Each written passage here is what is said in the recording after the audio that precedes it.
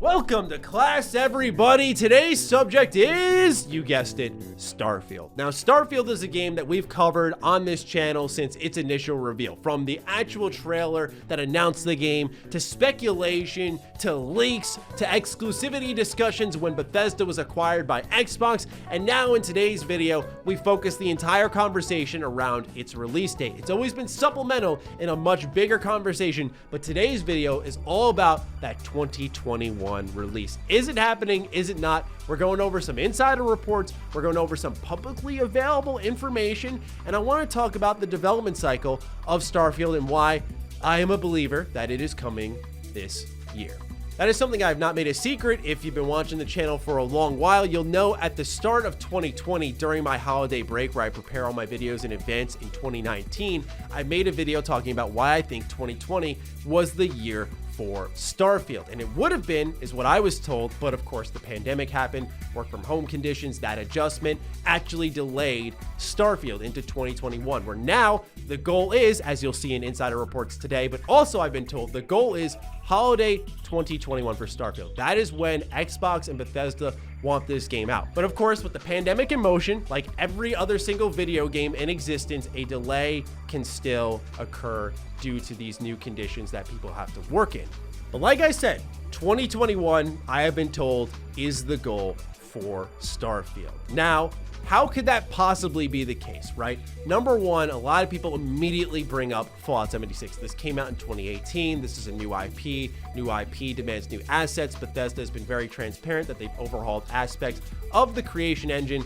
Well, this is where a lot of research can really help out. And I'm not saying that in a demeaning way, but what's really happened, and this falls on Bethesda, is the way they marketed 76 is they made it look like Todd Howard and Bethesda Game Studio Maryland's game. Bethesda Game Studios Maryland did help on Starfield. This was predominantly a Bethesda Game Studios Austin project, though. That is the team that is currently handling 76, and that is the team that did most of the work on Fallout 76. Truth be told, they kind of just used Todd Howard for marketing for the game, and then they used the Bethesda Game Studios logo on the cover to help sell the game, and it worked because the game sold decently. Now it's in a much better state, but at the end of the day, that is what occurred. It was Bethesda Game Studios Austin. Meanwhile, Bethesda Game Studios Maryland has been working on Starfield for multiple years. How long? Since the end of Fallout 4, which was in 2016, in August, when they released Nuka World to the public, and then they had transitioned over to Starfield. Here's the exact quote from Todd Howard. This is in a PC Gamer article. There isn't a release date yet, but Todd Howard says that the project has moved out of pre-production and is currently in a playable state internally. The teaser shown at E3 2018 was mostly designed to give us a sense of the game's atmosphere. In an interview with The Guardian, Howard says, quote, "We've been talking about it for a decade. We started putting things on paper 5-6 years ago, and active development from when we finished Fallout 4, so 2.5-3 years. And that was at the point of discussion with The Guardian. So this game has been in active development for 4+ years now, which is a typical Bethesda Game Studios dev cycle. Look at literally all of their games, from Oblivion to Fallout 3 to Skyrim even, Fallout 4, it's never gone beyond 4 years. It's always been a 3 to 4 year dev cycle, and with them continuing to make this game in creation engine, I don't see how suddenly that is going to change. Of course, the pandemic is starting crazier things, and if it ends up getting delayed, great. That's for the better of the game. But as it stands now, a lot of people seemingly are not aware of this. Starfield has been in active development for a long while, longer than people either care to admit or are aware of. So I wanted to put that out there first and foremost, because while it is seemingly within my community fairly common knowledge, I've had various conversations across the industry. It does not seem to be the case at all. Now, next is the insider reports. This report comes from the person who broke Assassin's Creed Black Flag, as well as Rogue coming to Switch. They broke about the Direct coming last year in August, which they were off by a couple of days. They even broke the release date for North America Switch, which was, again, a couple of days off, but they were absolutely in the right ballpark. Now, this insider goes by the name of Nate Drake. They are on Reset Era. And here's what Nate had to say about Starfield. There has been a strong hope and desire to have Starfield launch this year. How major the impacts due to COVID have been on the title is anyone's guess, but 2021 was the intended goal for release as of a few months ago. So this, once again, brings us back to what I've been talking about with Xbox talking about Starfield. That is their goal, because right now, Xbox in the fall, you've just got Halo. That's one conversation to have. Halo, we're familiar with that. But suddenly, if your fall becomes Halo, Forza, Starfield, and then the third-party rumored exclusive that they're purchasing, that is much more compelling. And that absolutely rounds them out and gives people something worth looking forward to, whether you're a Game Pass subscriber or, of course, you're in on the Xbox ecosystem as a console owner or a PC owner. That is exciting, and I think Xbox needs one of those. They've done great moves so far, but we have yet to see the first punch back at Sony in the terms of actual game releases. To have a fall dominated by Xbox releases, I don't think we've really ever seen that before. So I personally would absolutely adore to see them go hard with this. But of course, I don't want it to be at the sake of rushing out Starfield and have it be a buggy mess.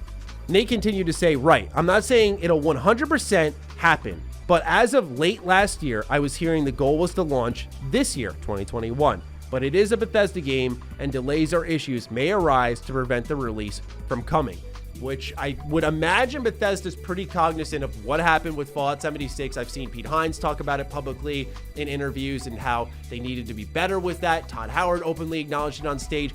It was a pretty humbling moment for Bethesda overall, something that I imagine they would like to avoid in the future and never have to go through again. Also, if this is going to launch exclusively on Xbox, you do need to make sure you nail this, right? Start off your partnership properly. So there is always the chance that this game gets delayed into 2022, which is something I've also said that, hey, 2021 is the year, but with COVID, it is a possibility that 2022 is where it slips to, which would make it a spring release or an early 2022 release, which would be the first time we saw that since Oblivion, which I had already mentioned as well. Not to repeat myself too much, but I think given that this video may garner a decent amount of attention, I think it's very important that we round up all the details on Starfield, on its release window, from its development cycle to things happening with the game.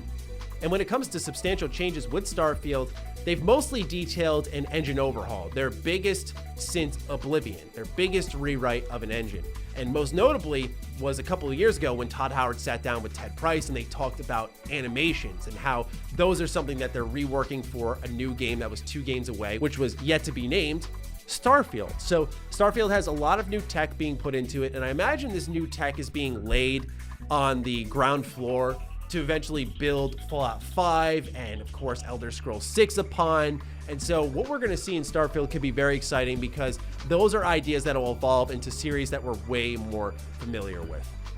Also, I imagine that Starfield is closer to a reveal and an actual release than people would also like to acknowledge, and the reason for that is because they were shopping exclusivity. So this is something that was announced around the time that we saw the Bethesda deal go through with Xbox, that Starfield was being shopped for PlayStation exclusivity, something I was aware of, but I actually will totally say I did not make it public because I think that's a pretty significant thing, and I only had one source telling me that at the time. But once I saw Imran Khan come out with it, someone who I would say I trust within the industry, I thought, okay, yeah, this seems like something you could really run with and discuss. So if you're talking exclusivity, we've seen official merch for the game, we're seeing Xbox ramp up the discussion on Starfield, we're seeing leaks come out of the game from about 3 years ago now. I mean, I don't know, man. I just feel like you're going to start to see more and more discussion on Starfield. And with that Bethesda event coming up in March, it's a perfect time to drop a teaser and say, we got more coming this year. I will say, though, with this game dropping at the end of 2021, I know the pandemic complicates things, but I'm expecting good polish with this game. I mean, since it's been in development since the end of Fallout 4, that is a insanely long dev cycle for this game. I'm expecting no bullshit when it comes from Bethesda Game Studios, which I know is pretty high expectations. I know that they have a little bit of jank to their game. I appreciate that. I know I'm kind of the odd man out on that. I like the little bit of weird animations for Skyrim where you're sort of running sideways, or Oblivion kind of doing that. I dig that type of stuff. I don't know, because I think there's more important things in the game and there gives it a little bit of a charm, but that's just me, okay? At the end of the day, though, when it comes to Starfield, I'm expecting no bugs, no crashes, like high expectations, which should always be the case for these types of games, especially now that you got those Microsoft bucks at your back. But as it stands right now, what I've been told is expect Starfield in 2021 until told otherwise. And I imagine that would be the case given how long this game has been in development for, which Todd Howard himself, like, that's the thing. If you don't want to believe me, fine. You don't want to believe the insider, fine. But just looking at general game development cycles, then looking at how long Bethesda Game Studios takes to make their games, and then seeing, most importantly, what Todd Howard, the man directing the game, said about the development cycle, I would imagine this game is closer to ready than not. Now, of course, development complications happen. This game could have gone through development hell at some point in time. Bethesda's mostly kept this thing sealed down, so really none of us know, and that truly is anybody's guess. But from the outside looking in, from what I've been told, from what we're reading online, if you don't want to believe me once again, Starfield 2021, you can expect it at least until something changes internally, which then I'm sure many other people, myself included, will make you aware of. But I really do think Xbox is going to push it. Let's keep in mind, okay, let's keep in mind Halo Infinite. They were about to try to force that game out just for the holiday period. So they're definitely going to try to test the waters with Starfield, see how the public responds to the reveals. And if the response is positive and Bethesda thinks, yeah, we can go with this, they're going to go, man. They're game. They're going to absolutely take a run at it. So just prepare yourselves. That's all I'm saying. All I'm going to say is it's going to be a really interesting time. If it's 2022, I'm going to have a lot of people coming at me going like, told you so. And that'll be fine because I've been sitting here saying 2021. But if it's 2021, I am making a list and checking it twice on the amount of people I'm going to reach out to and be like, what? What now? Okay, so fingers crossed that I can be petty as fuck about this. But anyway, I'm kidding. Anyway, that's all I've got for you on Starfield. Just wanted to have a conversation about a 2021 release based off some of the rumors that have been circulating and, like I said, publicly available information coming from specifically Todd Howard himself. So with that, leave it in your hands. Let me know what you're thinking in the comments down below. Other than that, follow me on Twitter, follow me on Instagram. Those links are in the description down below. Big thank you to all the patrons, all the members who continue to support the heck out of the content here. Appreciate each and every single one of you, and I'll talk with you very soon. Stay sexy, stay active. I love you all. Peace.